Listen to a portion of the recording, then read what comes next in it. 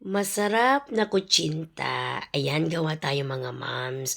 Pwede nyo rin pang benta, pero itong gagawin ko is pangkain namin.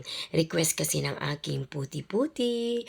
Kailangan ko lang dyan ng 1 and 1/4 cup ng cassava flour. And then, gagamit din tayo ng 1 and 1/4 cups din na flour. And then, sasalain natin para matanggal ang buo-buo. Ayan. 1/4 and 1/4 lang cassava and flour. And then, gagamit tayo dyan ng 1/4 na sugar. Pwedeng white, pwedeng brown. Nasa sa inyo kung anong gusto nyong gamitin. And then, hahaluin lang natin yung mga dry ingredients hanggang sa ito'y well combined na. And then, gumamit ako dyan ng 750 ml.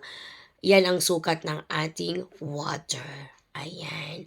And then, halu-haluin lang natin hanggang sa matunaw na lahat ang ating dry ingredients. Then, gagamit tayo ng lye water. Gumamit lang ako ng 1/2 teaspoon. Yan ang ating lye water. And then, naglagay ako ng konting food color. Orange ang ginamit ko. And then, sinala natin para matanggal pa rin kung may buo-buo or merong yung sugar. And then, yung mga bubbles sa ibabaw, making sure na tatanggalin natin. And, hahaluin muna natin bago tayo maglagay sa molder. Yung molder is dati ko nang nabrush ng oil para mas madaling tanggalin mamaya. And then, lalagyan na natin ang ating molder. Pangkain ka kasi yan, kaya pinupuno ko talaga.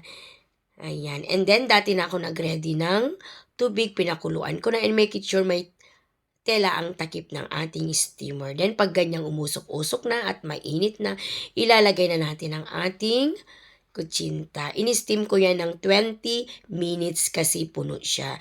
Pero gaya ng sinabi ko, pag pangbenta, 1 tablespoon lang ang gagamitin natin. Ilalagay natin sa molder. And then, 12 minutes lang i-steam. Yan, 20 minutes kasi nga pinuno ko po pangkain. Ayan ang ating masarap na kutsinta. O, tingnan nyo naman ang ating finished product. Ang yummy niya, promise mga moms. At yung kunat niya ang nagdadala. Yan ang kutsinta ni Aling Jingjing. Thank you for watching.